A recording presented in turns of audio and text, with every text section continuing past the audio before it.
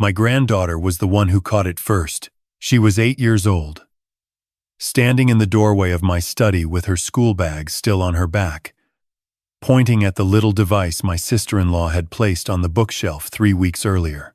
"Pop," she said, "why does that thing have a green light when nobody's talking to it?" I told her it was probably just the Wi-Fi signal. She looked at it the way children look at something they don't quite believe, then walked away to find her grandmother. I stayed where I was and looked at that green light for a long time. That was the moment everything began to shift.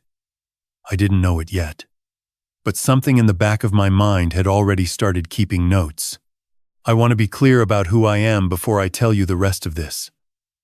My name is Leonard Marsh. I am 67 years old. My wife, Dorothy, is 64.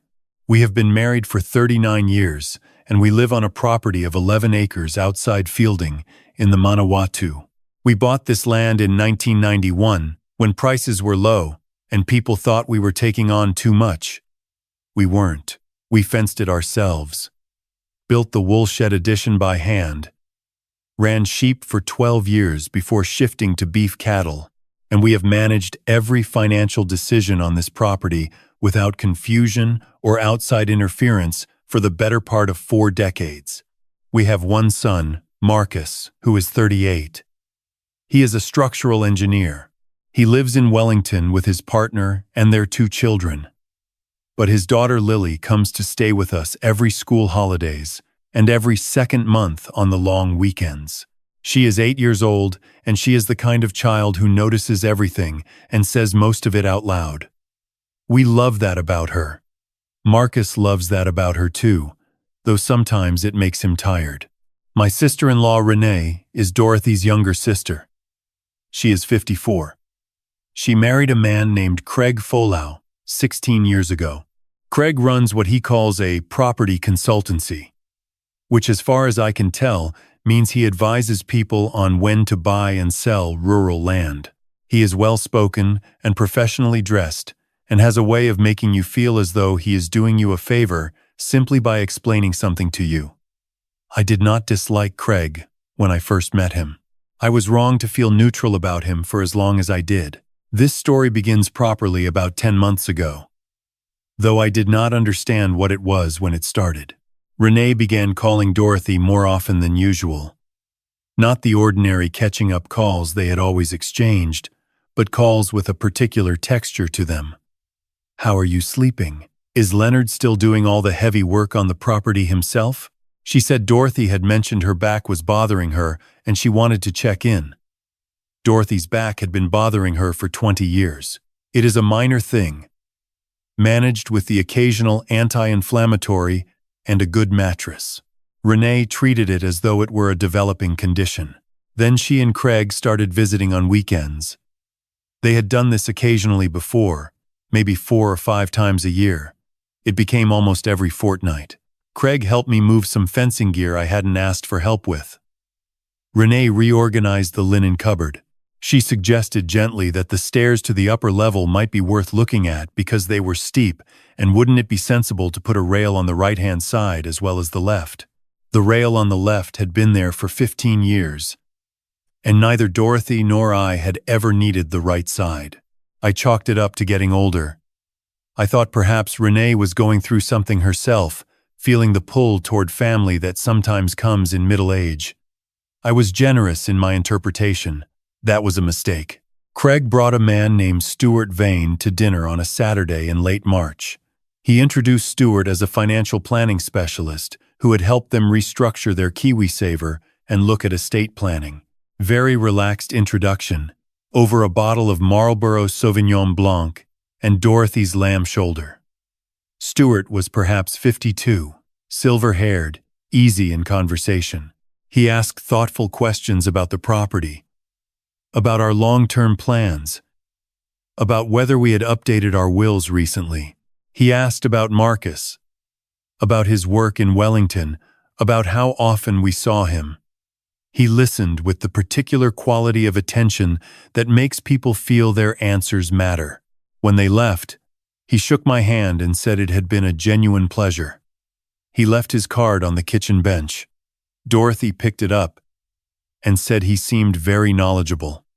I said yes, he did. What I actually felt was that his questions had an order to them that I could not quite name. Like someone following a map in a conversation, hitting each point with a reason. I put the card in my desk drawer and thought about it for 3 days. The following week, Craig offered to help us set up what he called a home hub system. He said Renee used one in their house in Palmerston North, and it had made life much easier. Voice assistant, he said. You can check the weather, set reminders, ask it anything.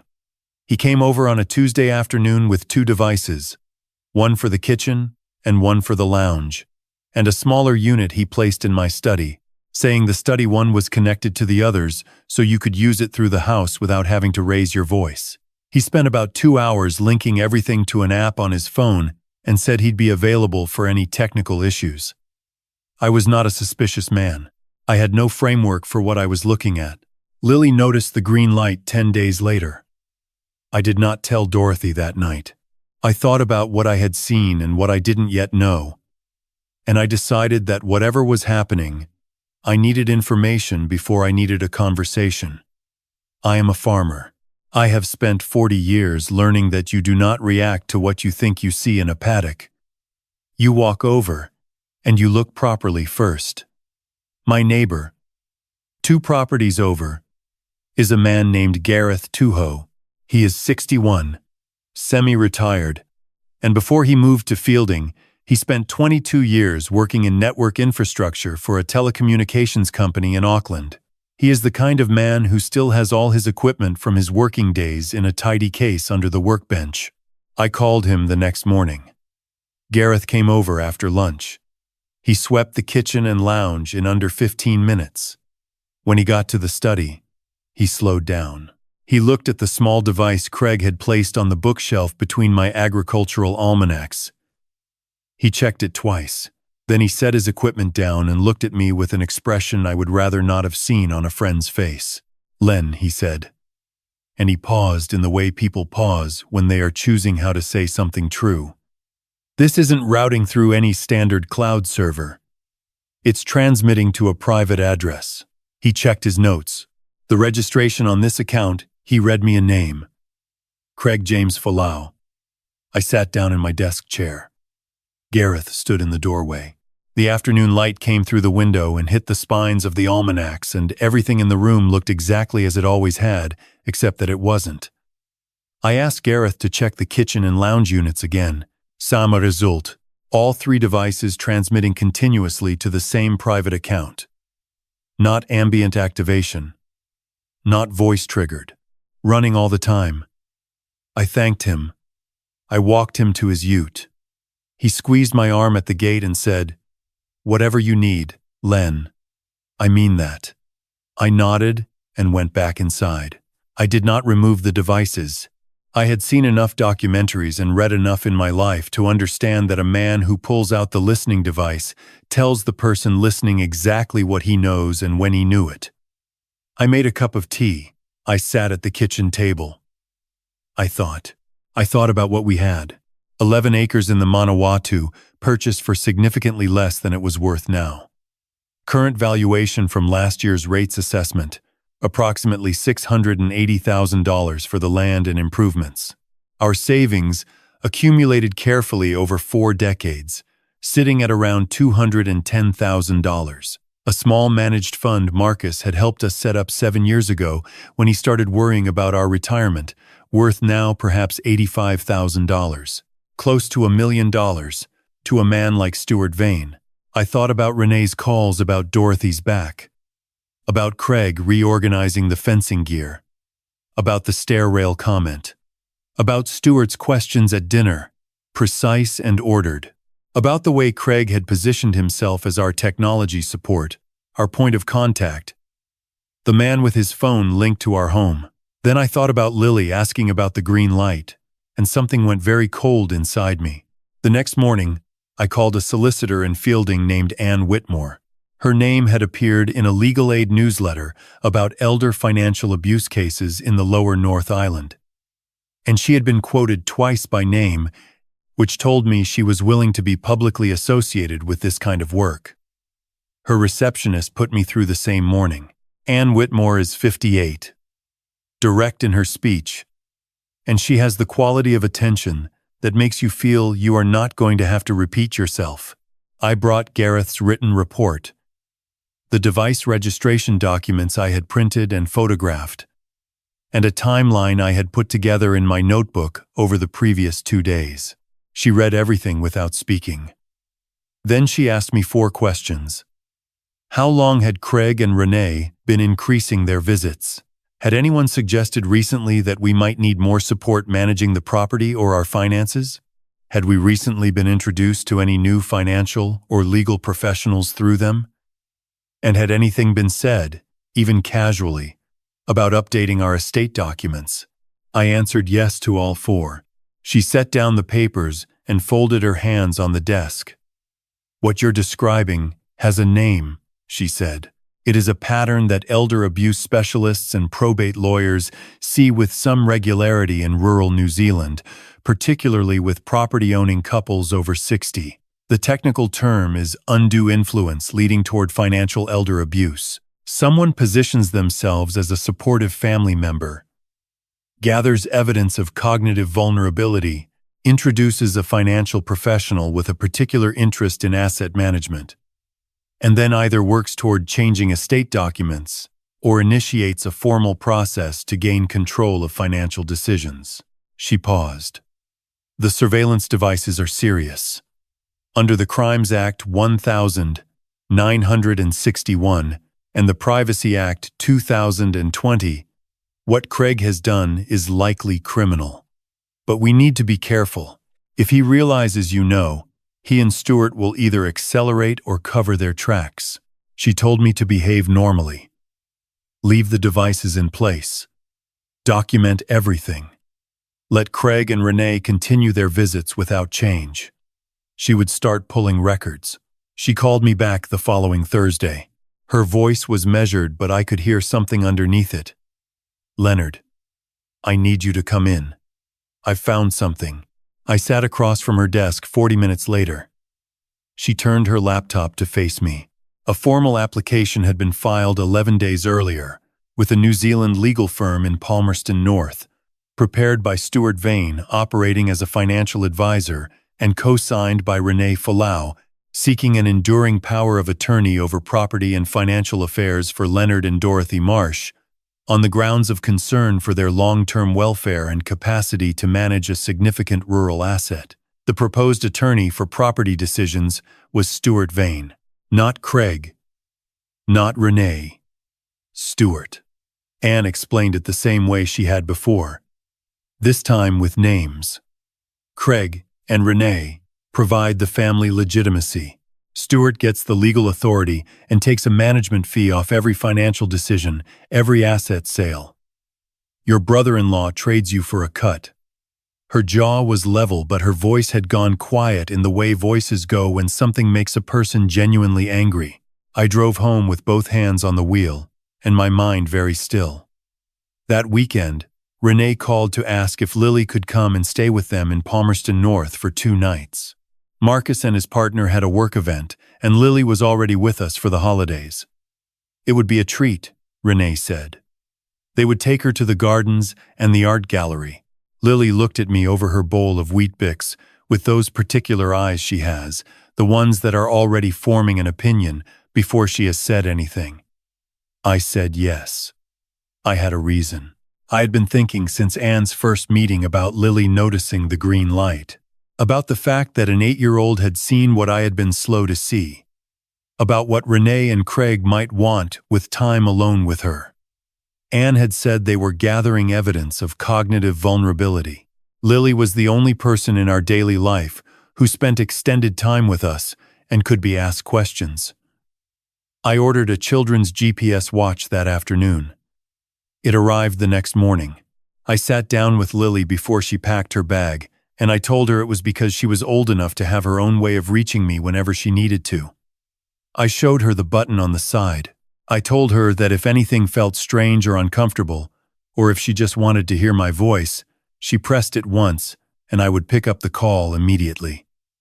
No waiting. No explaining needed. She pressed it once in the kitchen to test it. My phone rang immediately. She grinned and said, "Got it, Pop." Then she pressed it again just to be sure. Renee picked her up at 10. By 1 o'clock, I had told Dorothy everything. I will not pretend that was an easy conversation. Dorothy sat very still for most of it. She is not the kind of woman who expresses pain loudly. She sat with her hands around her tea mug and listened. And when I finished, she looked out the kitchen window at the paddocks and was quiet for about 30 seconds. Then she said, "Renee has been my sister for 54 years, not as a protest. As a fact, she was setting aside carefully, making room for what she was going to do next." She reached across and put her hand over mine. "Tell me what Anne needs from us." We spent that afternoon going back through the previous 10 months with new eyes. Dorothy found 4 separate conversations with Renee she had logged in her phone, recordings she had made at Anne's instruction after our first meeting, where Renee had mentioned Dorothy's back, her sleep, a morning she had been slower than usual coming downstairs. A single instance of Dorothy forgetting to confirm a vet appointment and then remembering an hour later. Normal moments. Human ones. Collected and given a clinical frame they did not deserve. Dorothy found something else. A folded notepad page, Craig's handwriting, left behind in the kitchen 3 months ago and filed away without thinking because she assumed it was a shopping list or a reminder. When we unfolded it, it was a list. Dorothy's back. June. Stairs. Mentioned August. Vet appointment missed. September. Len slow to respond to bank email. 10 days. Note. Marcus in Wellington. Infrequent visits. We photographed every word. At 3:15, my phone buzzed. Not a ring. The GPS app notification. Lily's location had updated. I looked at the pin on the map. It was not Renee and Craig's house in Palmerston North. It was an address in a part of the city I did not recognize, on a street I had never been to. I was in the ute in under 2 minutes. I called Anne from the road. She told me to call the police non-emergency line. Explain that a child was at an unexpected location. Reference the ongoing privacy investigation and the application documents. The officer who took the call changed her tone the moment I mentioned those things. A welfare check was dispatched. The address was a tidy brick house in a quiet street. I pulled up the same moment a patrol car arrived. The officer who got out, Constable Wiremu Parata, early 40s, steady manner, introduced himself quickly. I explained what I knew, and he led the way to the door. Craig answered. He had the same expression he always had, composed, welcoming, just slightly delayed. Then he saw me behind Constable Parata, and something went out of his face. Renee appeared over his shoulder, and then Lily pushed past both of them and walked straight to me and put both her arms around my middle and stood there. She did not say anything. She just held on. Her face, when I looked down, was not frightened. It was something more like exhaustion, the look of a child who has been working hard to keep something in. Constable Parata spoke with Lily separately while I stood on the brick steps with Craig and Renee. Craig explained that they had just called in briefly to see Stuart, who was a mutual friend, and thought Lily might enjoy seeing his garden. He gestured vaguely at the house. He talked for 2 full minutes without being asked anything. I said nothing. I had learned from Anne. Let them fill the silence. When Constable Parata came back, he was professional and level. Lily was fine, he said, but she had told him several things that required follow-up. He looked at me. She said the adults were asking her questions about you and her grandmother. Whether you forget things, whether her grandmother ever gets confused, whether she has ever had to remind you to eat or to lock up at night. He paused. She also told me she felt like she had to answer. Craig began to speak. Constable Parata said, "I'll need your statement, sir," in a tone that ended the conversation. I took Lily home. She fell asleep in the passenger seat somewhere along the Rangatiki highway, her head against the window, the GPS watch buckled on her wrist. I kept my eyes on the road and thought about all the things still left to do. That night I opened the GPS watch's companion app and synced it to my laptop. The device had been recording ambient audio as a backup feature, something I had switched on that morning and not mentioned to Lily because I had not wanted to overload her with information. I put on the headphones. The first hour and a half was ordinary. Drive conversation, a stop for pie at a bakery, the radio. Then they arrived at the house on the unfamiliar street. Stuart's voice closer than I expected. Lily, do you know how much your grandparents love you? Lily, yes, I know that. Good, because that's exactly why we're having this chat, sweetheart. Sometimes when people get older, they need a bit more help than they realize. Lily, Pop, and Nan are fine. They do everything themselves. Renee's voice, softer. Of course they do their best, darling. But sometimes we don't notice the small changes in people we see every day. Has Pop ever seemed confused about something? Bills, maybe, or appointments? Lily, no. What about your Nan? Has she ever seemed unsteady on the stairs? Or said something that didn't quite make sense? Lily, her voice careful. She has a sore back sometimes. Everyone knows about her back. Then Stuart again. Lily, you love your Pop and your Nan very much, don't you? Lily, yes. And if a doctor or a social worker ever asked you about them, you could just say that sometimes they seem a little forgetful. Just that one thing. It would help us make sure they're properly looked after. Lily, long pause. But they're not forgetful, Stuart. It's not really about being forgetful, sweetheart. It's about making sure they have good support. You want them to be looked after properly, don't you? Lily, very quietly. Can I call my Pop now? Renee, in a little while, darling. Let's just make sure you understand what we're asking. I took the headphones off. I sat in the dark study with the almanacs on the shelf and the device Craig had placed there, still blinking its green light, still transmitting, and I thought about an 8-year-old girl who had spent an afternoon being asked to learn a line she didn't believe and who had held on to the truth anyway. I called Ann Whitmore at home. She answered on the second ring. I told her what I had. She said, "Send the files tonight. All of them. And Leonard." She paused. "You've done well. We go now." Marcus was the hardest call. His daughter had been in a room with those people. She had been sat down and asked to become a tool in a legal strategy against her own grandparents. I had to tell my son that while he was 4 hours away getting on with his life, his aunt and uncle and a man he had never met had been building a case to take control of everything his parents had spent 4 decades building. The phone was silent for several seconds after I finished. Then Marcus said, "Dad, what do you need me to do?" I told him. He filed a statutory declaration about our capacity and management of family finances within 36 hours, countersigned by his business partner who had worked with us on property matters. Anne moved methodically.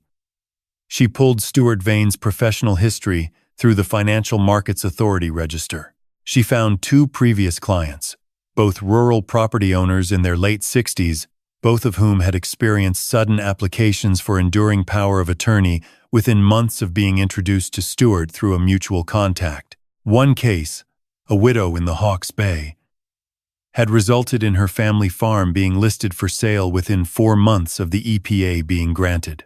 The family had disputed the process. Nothing had been formally upheld. The farm sold. Anne found the pattern.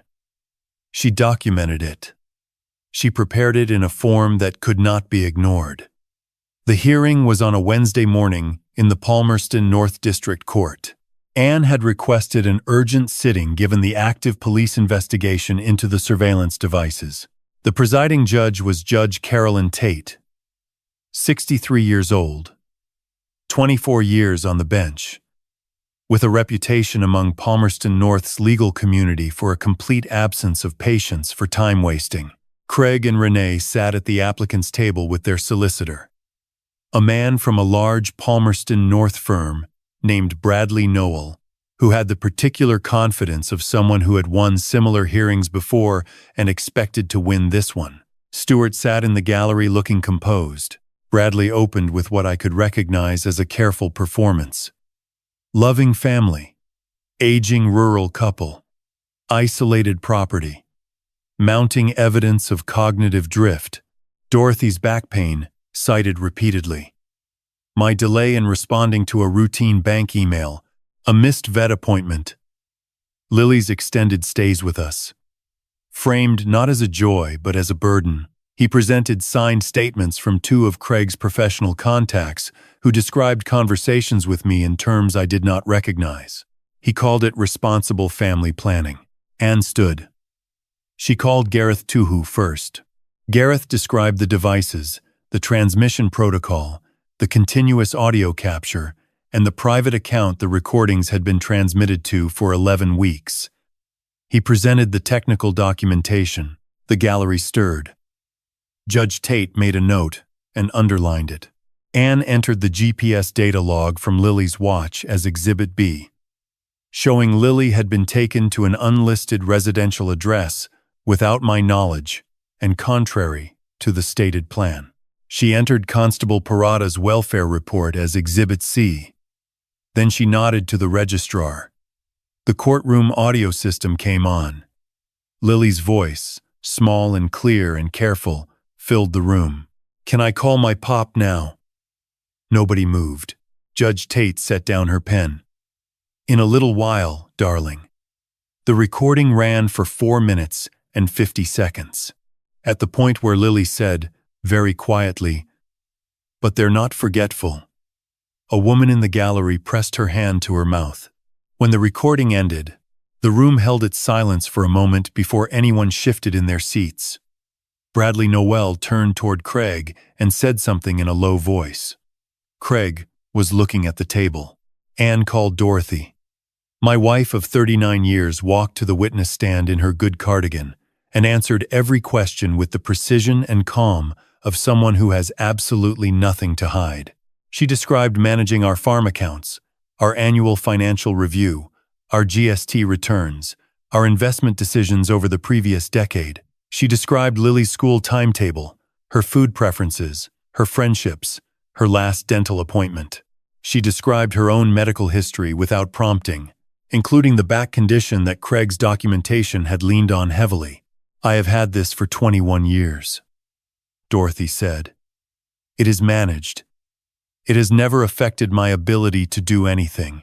Anne called our accountant of 15 years, a woman named Helen Burchell from a firm in Feilding, who testified that our financial management had been consistent, careful, and without any sign of confusion or deteriorating capacity in the entire time she had worked with us.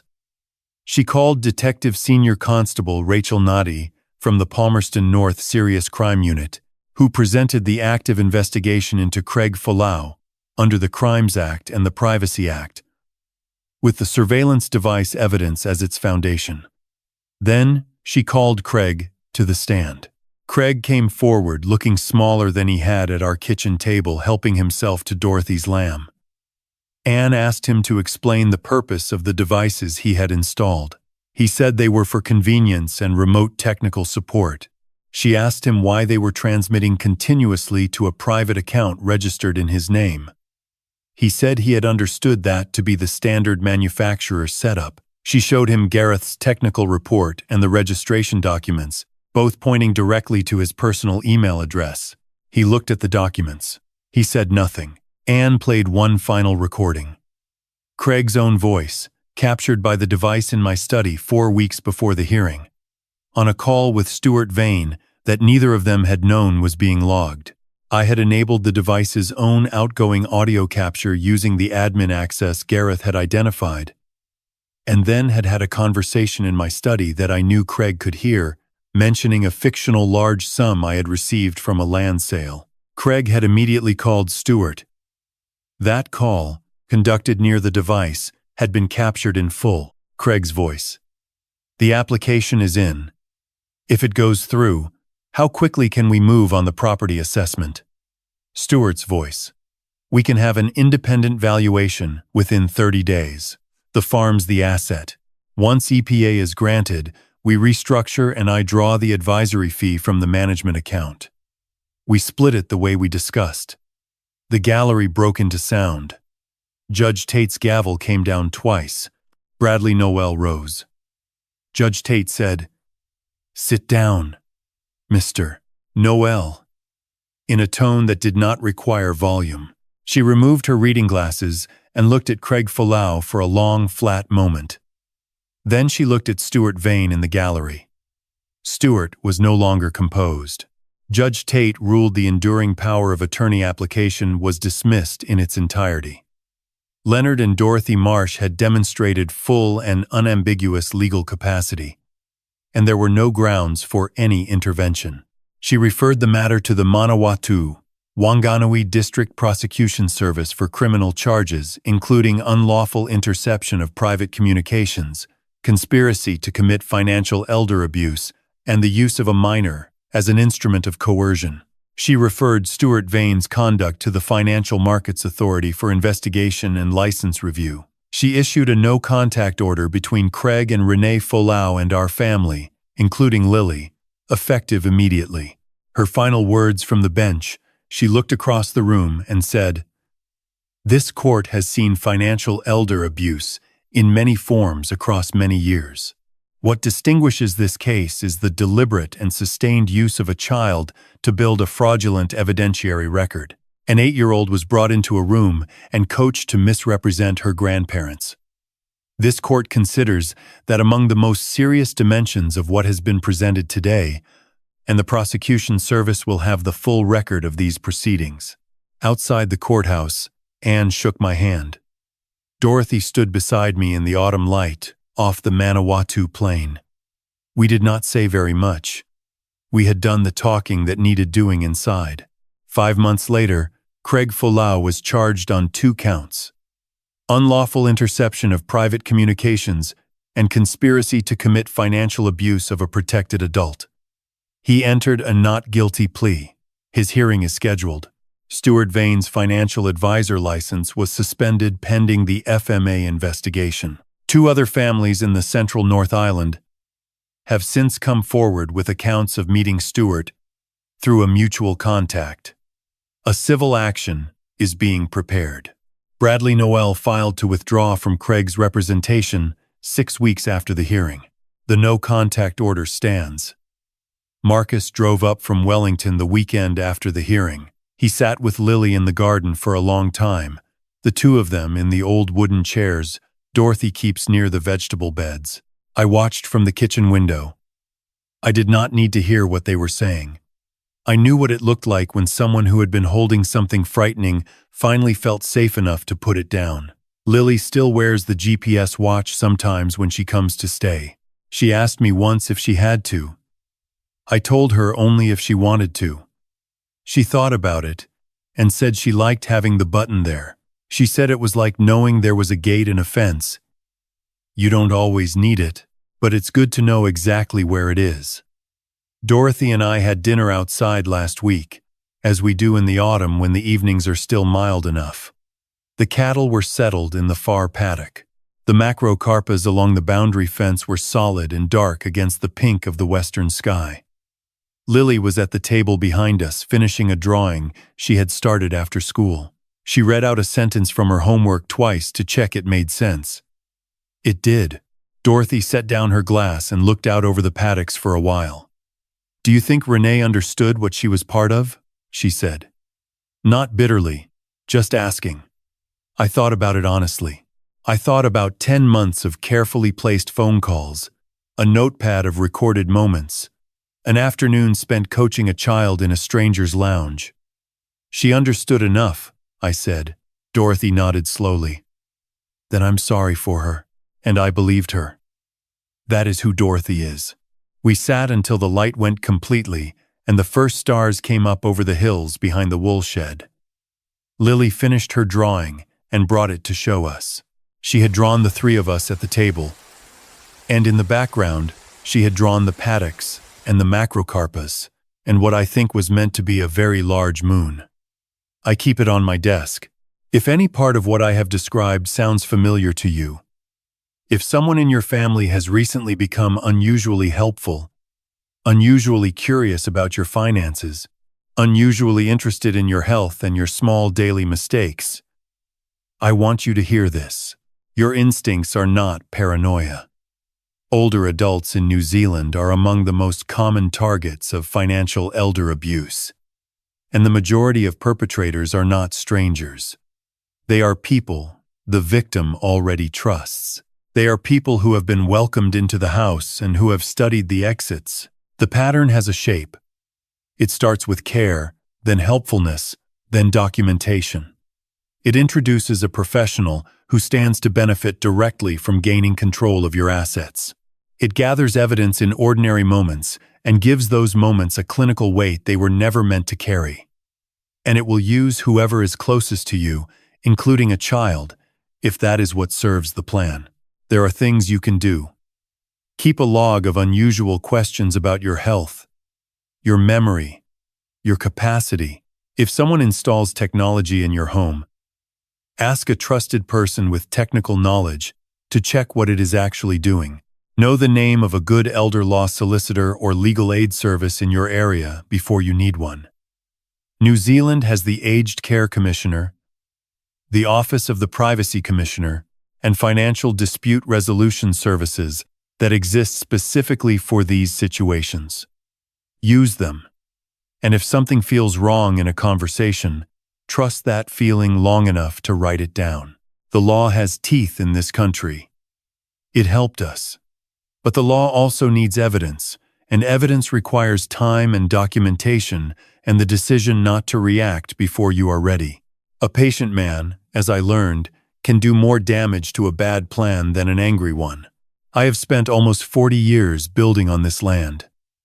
I know every paddock, every fence line, every gap in the canopy where the light falls differently in winter. I know what this place is worth. Not in dollars, but in decades. In the mornings I walked it with nothing but the idea that it could be something. In the work that Dorothy and I did side by side before Marcus could walk, before Lily was born, before any of this. Gary looked at our farm and saw a number. I look at it, and I see everything that number cannot hold. Some things are worth whatever it costs to keep them. If you've been through something like this, or if you're watching someone you love go through it now, I'd like to hear from you. Leave a comment and let me know where you're watching from. And if these stories matter to you, please subscribe. There are more of them, and not all of them have endings as clean as this one. But all of them are true, and all of them deserve to be told.